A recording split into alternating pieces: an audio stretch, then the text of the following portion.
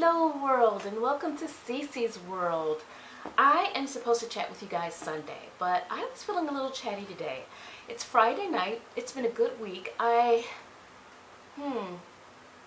been a very good week, and I had some interesting things happen the last couple of days. I was like, I think I'm going to share them with you because you're my friends. So anyways, if you'll just sit with me for a few minutes, we'll just chit chat. Okay, I'll chit chat, you'll listen. In any event, I had an interesting day today. I had an interesting day today. Well, police-wise, it was interesting because there were so many police officers in my area that I worked in, University Circle, and they were quite active. I guess they were looking for someone today at lunchtime. My boss and I were sitting outside on the patio of Dynamite, which is a new burger and sushi restaurant. I know, great combination. In any event, so we're sitting there, we're having lunch, and then a police officer pulls into the area, and he's walking around, and there were like 3 or 4 police officers just walking around with walkie-talkies. And I'm assuming they were looking for someone. So yeah, that was interesting. We were chit-chatting about that how odd that was that there were so many that day. Then on my way home on the health line that you guys know I've dubbed the death line, the RTA police stopped my bus twice en route at 2 different stops to check our bus pass cards to see that everyone had paid their fare, which is some odd system that they came up with, I'm assuming, to keep certain people off the bus, riffraff or whatnot, however they want to call it. But in any event, 2 stops. Now usually we don't have to deal with them maybe a couple times a week, you know, but wow, twice in one route was a bit excessive. But they took a few people out. But I think it was still part of that other thing that was this afternoon with them looking for someone, because that was just totally out of the ordinary. And it's supposed to be a really somewhat safe area. It's definitely well protected by the police. After a crime happens, they generally find out what's going on.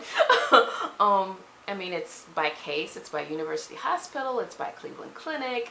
Each of those places have their own police, plus East Cleveland Police patrols that area. So there's always constantly police around because there's so much money.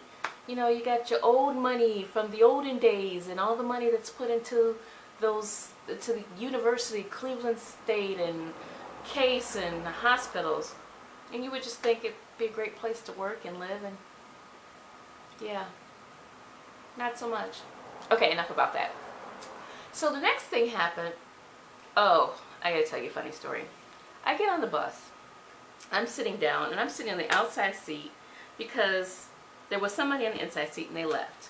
Well, I didn't go into the inside seat because I don't like to sit in the inside seat if I can get the outside seat, because I don't like to be squished in.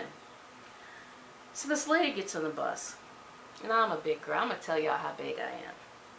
I'm a very nice, solid, compact 215 pounds. I'm a healthy, full-figured girl. Why did this woman, who's probably about 300 not so compact pounds, because I'm muscle, a lot of it, yeah, she insisted with quite an attitude of getting the seat. I guess she thought I was going to scoot over and get the inside seat and she's going to squash me in there. No. So I took my legs out of the aisle, looked away to let her slide in. That woman pounced down so her butt pulled my pants off my hips. Now I had Spanx on, so it was very easy to pull down my little cotton pajama jeanies that I was wearing. In any event, I didn't even know they were pulled down until I got off the bus. And I'm standing at a corner, and I'm like, what's going on here? And here they were like down to my hip. How embarrassing. Fortunately, I did have my Spanx on, so nobody got any kind of show. And I do always pull my shirt down. But it was a little annoying and inconvenient. Yeah, so I wasn't happy about that. Let's see. Oh, crazy story. I'm going to insert an insert. I'm going to insert an insert. I'm going to insert a clip that I took of the book and the 2 people that were ignoring something that my parents always they never let me ignore litter or, okay, here's the situation. Okay, so these two people are sitting on the bus and that book dropped and neither one of them picked it up. Now you can't say next stop Clifton Boulevard and West 115th Street. It's obvious the book doesn't belong to either one of them. Both saw it dropped. The bus has stopped a couple of times and neither one of them has bothered to pick it up. Stop at Westgate. People. Ridiculous. Now she's getting up. Next She's getting stop off the Clifton bus. Boulevard and Just West leaving it there. 117th Someone to Street. trip over. Pathetic. They're sitting on a seat on the bus. Their bags are in the middle seat. And there was a book, I guess, on the seat. The bus turns, the book falls on the floor. The lady looks down. I guess, I don't know if it was her book or not, but she looked down at the book, acknowledged it, and I figured she'll probably, maybe wait till the bus stops because we were on the shoreway. The guy does the same thing. He looks down, looks at the book, but he didn't have to bend too far because, of course, he's taller, so he just looked down and he saw the book, and, he didn't make a move to pick the book up either. Well, a few stops down the road, the lady gets up off the bus and she doesn't pick the book up. And I'm thinking to myself, why didn't you pick the book up? I mean, somebody's going to trip on the book. It's a pretty big book, it's sliding, step on it, boom, fall, accident. But I guess she said it wasn't her book, so she wasn't going to pick it up. The guy, after the lady gets off, stands up, goes to where she was sitting, as you can see, he wasn't that far from her, to pick up one of those little pamphlets that is on the wall, and then he sits down in the middle seat, and then proceeds to put each foot flanking the book. And then within the ride, he put his foot on the book, moved the book around. He actually slightly tripped on the book trying to get the pamphlet. Alright, I'm watching this whole thing and I'm totally irritated, okay? So you're probably wondering, why am I so irritated by this? It's not my book. Okay, it's not my book. I understand it's not my book, but it's litter. It's something that someone could just as easily pick up, either toss in the garbage that was right across the way. They didn't even really have to go far. I mean, he was already standing up when he got the pamphlet.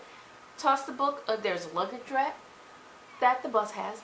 I didn't understand why they didn't just, take the book and put it to a safe area so no one gets hurt. People, what is this world coming to? It ain't my book, so I ain't picking it up. The mentality. Nobody cares about anything but themselves. I mean, he even almost tripped over but he refused to pick it up. So strange. Okay, good news. All that craziness the last 2 days. Yesterday, I went to my favorite restaurant, Rush Inn, just right up the street, and I went in there with $10. I wanted some dinner. Everything was frozen in my freezer, and I was too hungry to thaw things out, cook it. So I go up there for a quick meal. I sit down, and the bartender comes up to me, and he's like, "What can I get you?" And I said to him, I says, "I know you guys have specials." I says, "I got $10. And I says, "What can I get to eat for $10 and still have enough to tip you?" So he says, "Well, we have our special, our wings. Probably get 5 wings and a drink, I cannot charge you for the drink. It'll be on the house." And I says, "You do that for me?" And he's like, "Yeah." So I was happy. I ordered a beer, Yingling, because he said I could have beer or drink, any drink I wanted. So yeah, I love Yingling. So I ordered the Yingling, and I sat watching the Indians game, waiting on my food, and about 20 to 30 minutes later, the food came. And I ate honey mustard wings that were like this big. I'm not talking about them little wingding things that they try to pass off as wings. I'm talking like a real chicken wing, the kind you just go, yeah, tasty buddies, Joe Shay. So yeah, real wings.